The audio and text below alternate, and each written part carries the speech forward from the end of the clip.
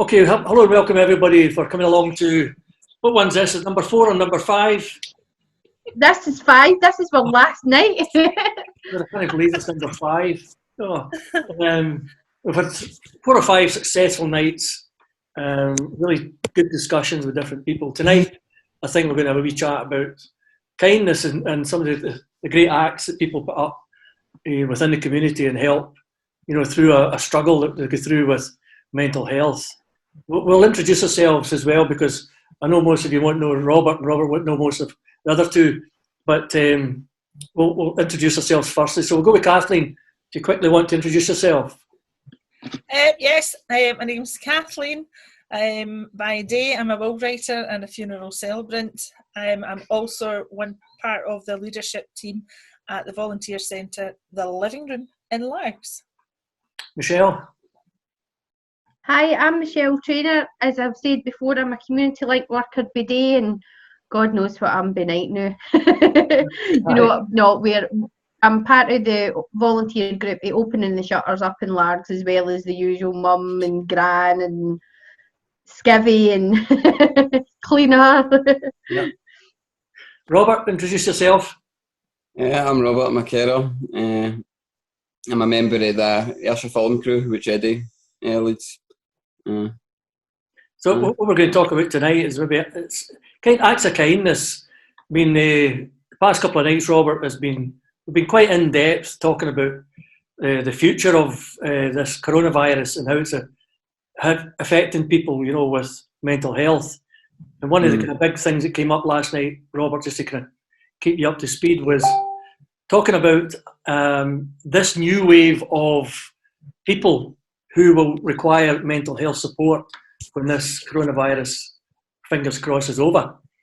We mentioned there was a kind of almost like a hardcore before the coronavirus of people going to mental health and getting counselling, whereas now there are a whole load of people who are unemployed and so on being mentally affected by this coronavirus. So we're expecting almost like a shockwave of more and more people coming through. You're coming from the care side, Robert, and what are your kind of opinions on that? And could you give us a wee kind of idea what's been happening from your side? Yeah, I am. Obviously, I work with the elderly, and there's already a lot of isolation. This has just made it a lot worse. And the news, obviously, isn't helping because it's always covering COVID. So nobody's getting a break for it at the same point that they're either more isolated than they've been in a long time. And it's been challenging at times. I think people's tolerances are lower at the moment, like emotionally. You're somebody like yourself right at the front line, aren't you? In particular, with some of the news we're getting, obviously, is the care homes have been hit really hard, with the COVID. Are you feeling that as well? To be fair, I think I've been quite lucky that way. It's meant, but I've not come into any contact with any real cases or anything. But so I joked at first that my life hadn't changed much, but it has at a time. I've noticed a kind of a kind of gradual and incremental effect the toll it's taken on people, which has been. Do you feel there's been a kind of impact on people like yourself, Robert? I mean, if you take yourself back 6-8 weeks ago, in comparison to then to now, what kind of changes do you think you've felt? Well, my calendar was full, obviously with the film crew and that. I was excited to do quite a lot of things. And I knocked the wind out a wee bit. I'm trying to keep myself occupied in the house, but there's only, so much time you can spend between four walls. Yeah. And what about yourself, the mental health side of things? I mean, one of the things we did talk about last night as well was the care aspect and the effect it can have on people who are caring for others. And that's quite a big sort of topic. Would you say that's something that you feel has impacted in you? Yeah, I always kind of think about that anyway. Like pre-COVID, I was always kind of thinking of the societal influences and that, how they affect people's lives and like the demands that we put on ourselves as a society and that, how it it kind of orients us in a particular direction. That I don't think is always healthy. Yeah. It means, Difficult Kathleen, question, to to be bring honest. you in to kind of let Robert know, you're a celebrant as well as a volunteer within, the mental health areas. Yeah. I mean, the impact it must be having on people in the elderly sector, the people that Robert's dealing with, it really has hit them hard over the past few months. Are you noticing a kind of impact and a change in the mental sort of attack, if you want to put it that way, on people? Yeah, and I can. Oh, sorry. No, it's okay. Go ahead. I thought it was me you were asking. Sorry, Robert. From a personal perspective, I can actually, sync with it very, very much. I decided to bring my mum when we went into lockdown, and mum's in her 80s, and she's very active, likes to get out, likes to go bowling, likes to walk the dog, and she's finding it really hard accepting that she's been a prisoner in her mind. She's been treated like a child, that she has to stay in, and that has its kind of effect on my well-being as well. But try to be positive. You're not being held prisoner, you've been kept safe. This is for your welfare, this is because we want you still to be here later. And I can see a big difference. It's a sort of blankness about a lack of understanding actually what's happening. And as Robert said about the amount that's on the television about it, and at that age being left to sit in the house, that's really all that there is. So I've been trying, whilst I work from home, looking after mum and making sure she's got, like yesterday it was like 3 or 4 Lassie Come Home films that she watched. She's been watching Francie and Josie. She's been watching documentaries about Govan and Glasgow and all about the buses and the war, and it's things that she can relate to and she can get lost into, so time passes quickly for her when I can keep her occupied. But I feel when that interest falls, that's when I need to stop what I'm doing and then give her my attention. So if that's out there and there are people who are on their own, that'll be amplified, that loneliness, that confusion. And we can't reach out to everybody because they're not aware that we're here until we get word out to people to explain to them that that's what we're here for. So, I think that's going to be a challenge once we come out of it, because I would say a lot of the elderly people in particular will be confused, not in any derogatory way. I'm not meaning that at all, but one minute we're free, next minute we're caged up, next minute you're saying we can come out. Why? What's happened? What's changed? So I think it'll bring challenges for the older generation, definitely. Michelle, you've had experience over the years. I remember with the RVS when you worked there, that kind of isolation and depression. We talked about that a couple of years ago, about the impact it could have on people, and it was serious then. But could you imagine, as Kathleen and Robert saying there, it kind of amplifies itself even more with what's happening? Definitely. I just when you're saying that, we're thinking back to the times, when we were in the wee lunch clubs, and I can remember people saying, apart from their carer, you're the only person I see, you're the only person I talk to, and whatever. And that used to break my heart. And we used to go up to all sorts of nightclubs to make their day that wee bit special, so that they went home and spoke, and things like that. But obviously these wee clubs and that aren't even there. And even though there's the community's amazing, there's amazing things going out, there's all the phoning and all that, but it's no a human touch, it's no a human contact, it's no a wee face, do you know what I mean? And I understand. I've spoke to a few older people, and that's what they're saying, and they miss their routine. That's the thing. I think young, old and whatever, I think what we're forgetting as well is I know it's older people, but see just people that stay theirself as well, that's maybe not got friends and family, or even, I'll be honest, I think the worst one must be someone with young kids in a flat, no garden or whatever. That must be an absolute nightmare. At least the weather's been kind and they can go their walks and whatever, but just not being able to let the kids out and explaining to the kids why, you know, it must be terrible. It must be terrible. I think it, from a government point of view, obviously, this isn't a political programme, so we're not going to do any political sort of slagging or anything like that. But the thing is, it's a very, very difficult thing to do because you're trying to keep everybody happy, you know, all walks of life. Because the thing with this COVID thing, it has no discrimination. It just goes for whoever you are. And that's the same as mental health. Yeah. So, and it just explodes into this massive situation that we're going to probably fall into quite soon. Robert, I'm going to ask you, you're in that kind of front line sort of side where you're meeting the elderly, but you're meeting their relatives and friends as well. Mm-hmm. I mean, the impact it's having on them, is it quite bad? It varies depending on like how well knit the family is, what kind of job they do, that kind of thing. Like, I mean, like whatever else is going on in their life. If you've got many foundations to hold to, then you can weather their negative events a wee bit easier, like the long term. But it's affecting everybody in some way. And do you offer any sort of counselling or any support? Well, I always try to kind of bring that to my job. I think the biggest, even with carers, the biggest part of our job should be psychological. You know what I mean? Like, you're dealing with people, you're not dealing with machines. Mm-hmm. It's social work, even if you're not a social worker. You know? So we've discussed a lot this week, Robert, in particular last night with groups.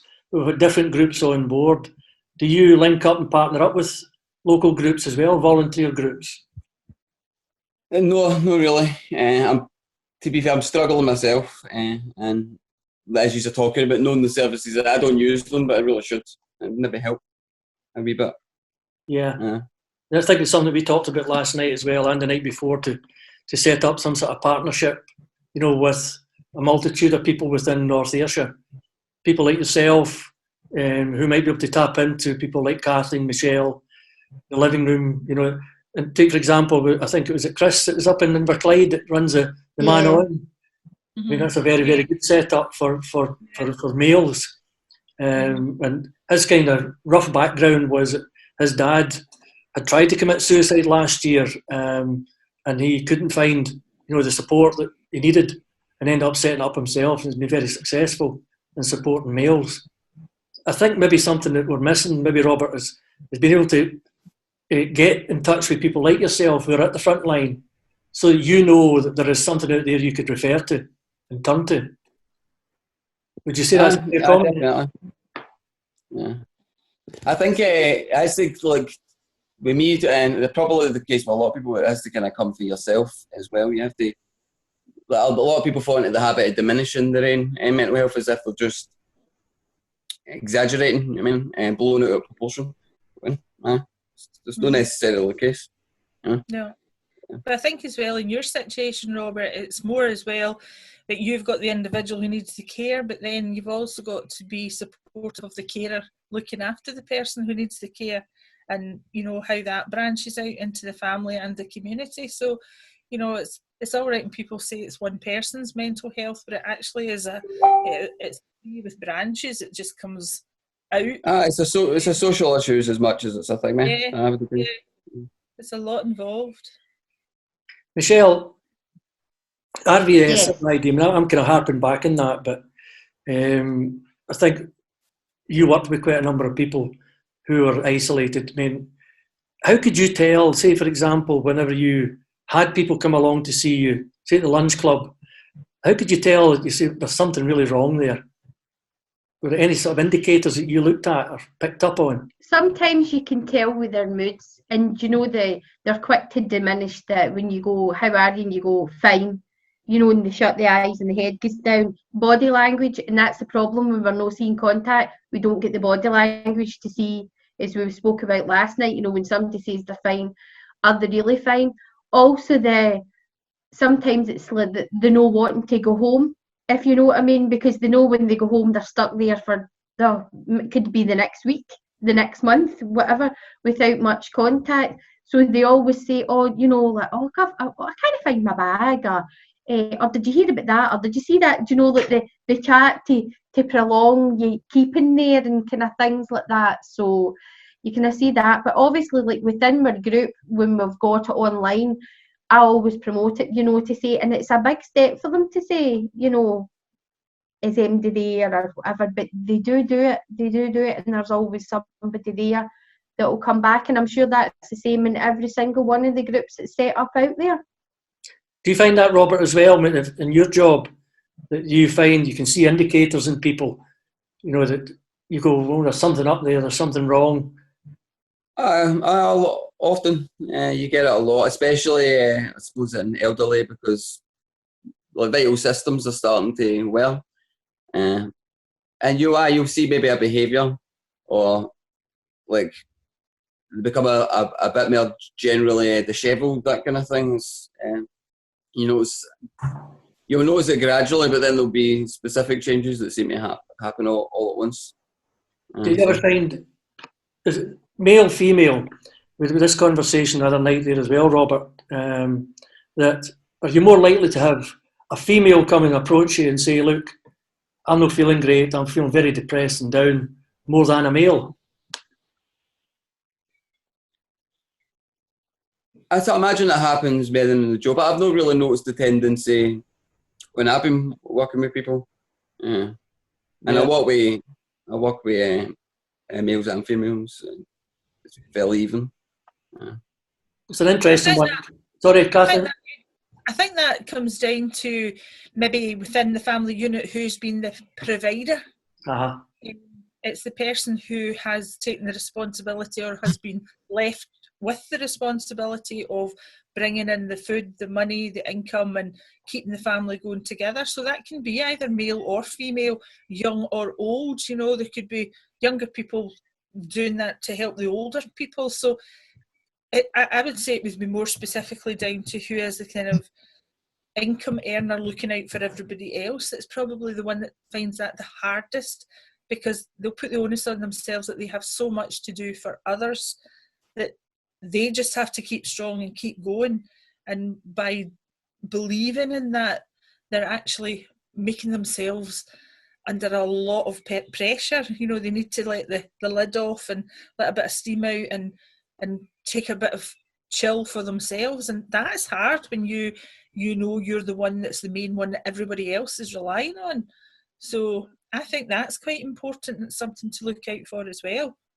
Yeah. I think it's maybe what a topic we need to sort of think about for any future conversations we have, because it is a learning process for everybody. So if we can pick up in different types of depressions, attitudes, impacts it's having in people, it means we can share it with others and say, look, this happened to me, and you've then got a tool to see somebody else possibly go through the same struggle. But we're about halfway through. Michelle, we're going to talk about acts of kindness. We're going to turn this round about tonight, so we are. We're going to turn it round about. But before we do that, I just want to say to anybody out there, you've seen the groups, you've seen the bereavement, you've seen the support and everything, and we've all put everything together. So see that that's there. But what I'm saying to anybody out there, if you're struggling, don't wait till you hit rock bottom. As somebody said in the group, try and get there in the middle and reach out and ask for help, because I'm sure somebody would rather talk to you than talk about you at a funeral. And that sounds harsh, but do you know what I mean? And that is what happens. People would rather listen to you and give you your time. Don't be afraid. Don't be shy. Never mind the stigma. Don't be embarrassed. If you need to reach out. And that's my main thing, that we're getting, and that's what aim. And if our chats have made one person talk to another, then I think we've done a great job. Great job. But now, because we're going in, now we want to see what's been going on in the community and, the acts of kindness, and turn this around. Acts of kindness. You want to kick off and give us one or two? Well, I think we had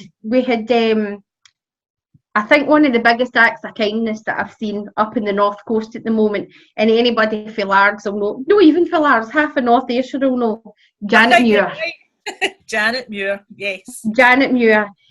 This is an amazing lady who's got her own struggles at the moment.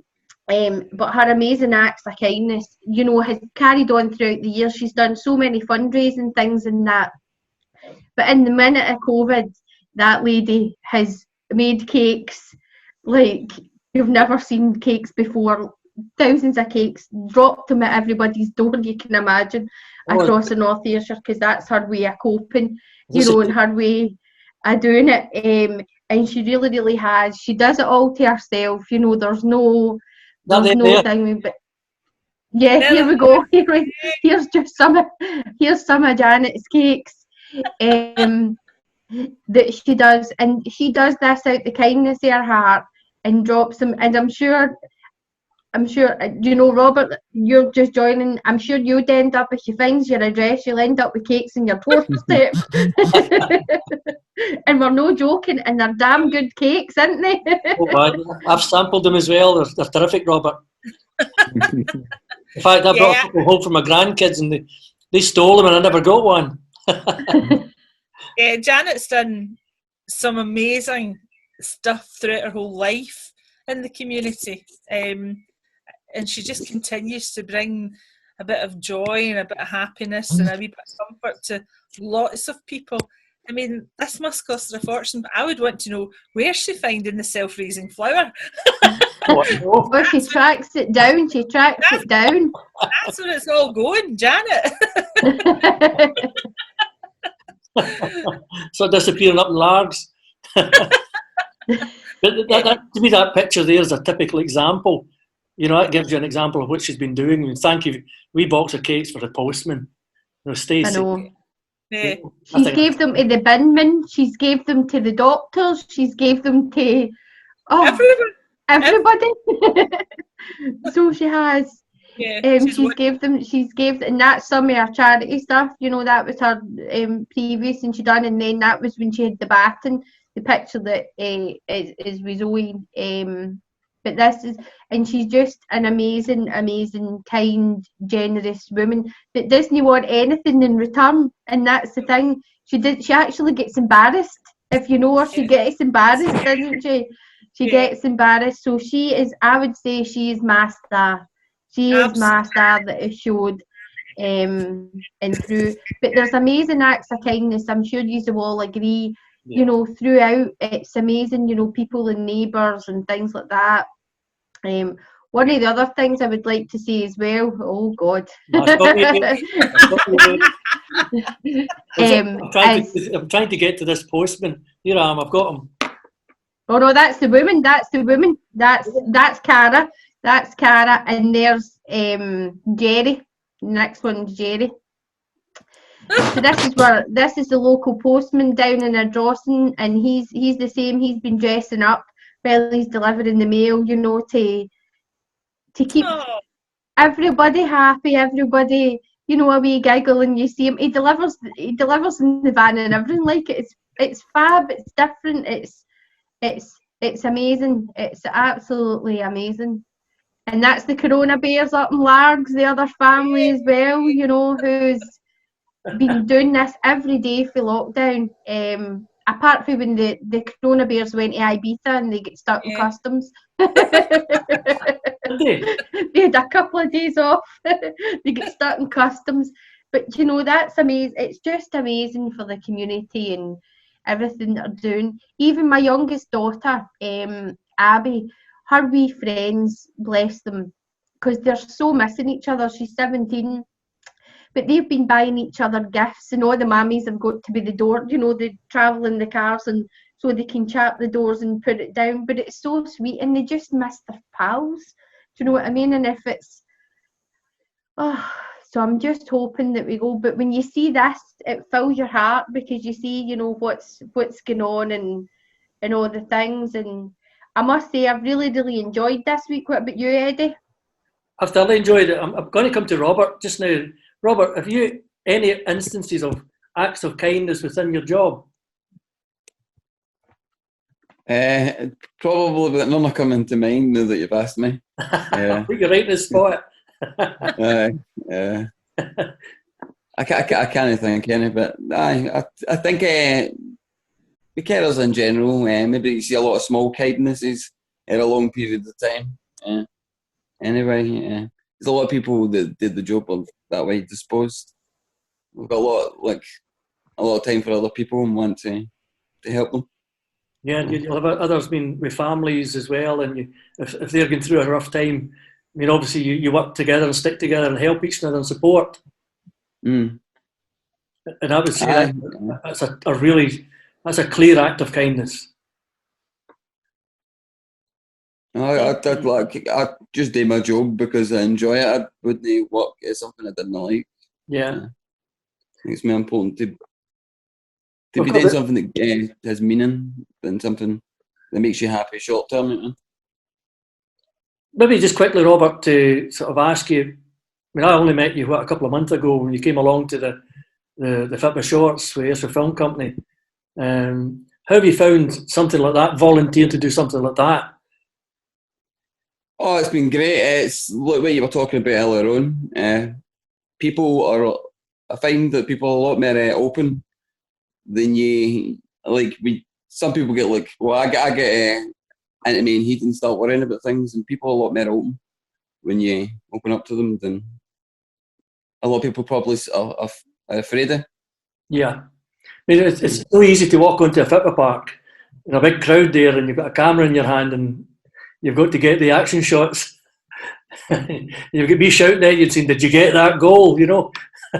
Oh, I think that's the thing. I think it's a lot easier than I worry. Like, I tend to overthink things, and it's a lot more carefree and loose than that. I mean, it's just a relaxing environment to be in, I would say.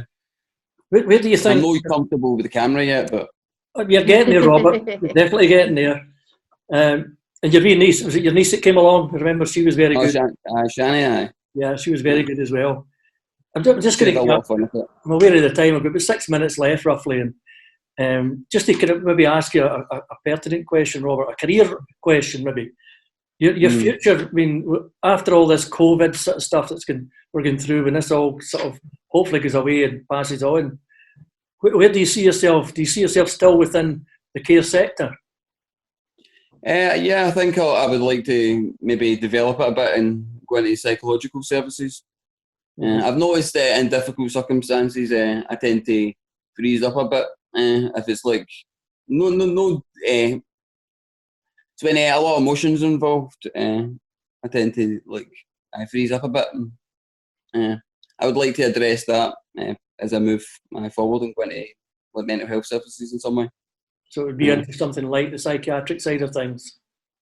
Yeah. Yeah. Well, there's a future one for Michelle and Kathleen to tap into, and I mean, Robert will be keeping with us. But Kathleen, just to kind of ask you, I've kind of got to know you a fair bit now the past couple of nights, even though we've not met face to face properly. We'll sort that out. We'll have a couple of tea. We'll get that, definitely, yes. But just to kind of, we've got about 5 minutes left, so I think maybe to ask you if you have any acts of kindness, maybe even one, and also maybe just to give us a kind of roundup of what you feel about this type of programme. Just the acts of kindness that I feel I've offered to my bereaving families during this time. It's been very unfair that they feel they've been deprived of a farewell that they would have preferred for their family member who's died. And I've offered them all, a time to come back once this is all over and we can redo the celebration of that person's life, how they wanted to celebrate it, who they want to celebrate it with, and in a way that they want to shout from the top how wonderful that person was in their life. So for me, it's about that's just part and parcel. You didn't get it the first time round. We had to do a brief, a very brief service, but going forward, we can still celebrate that life. So for me, that's the part I've put out.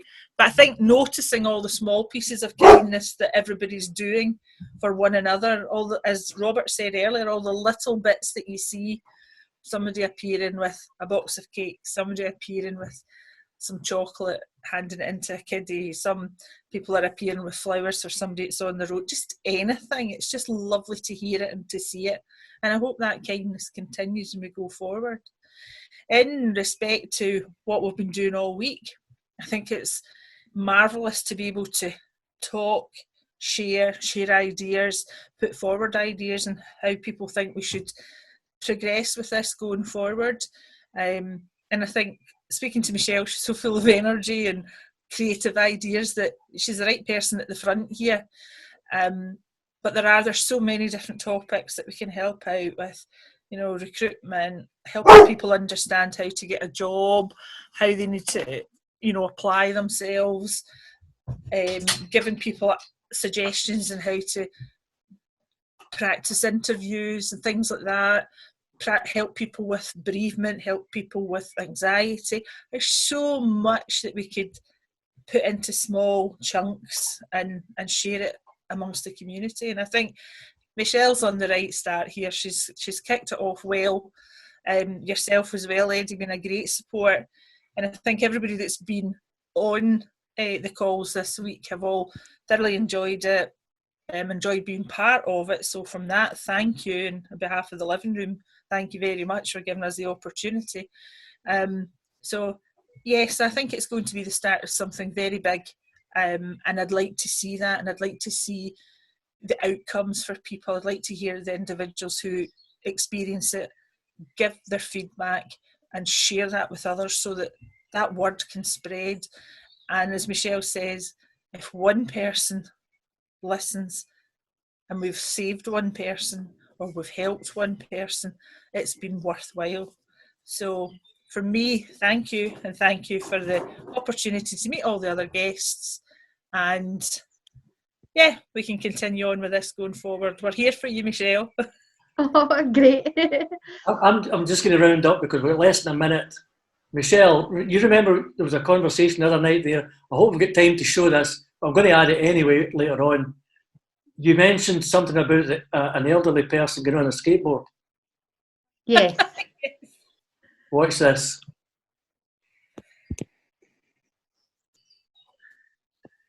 He's 66 years of age.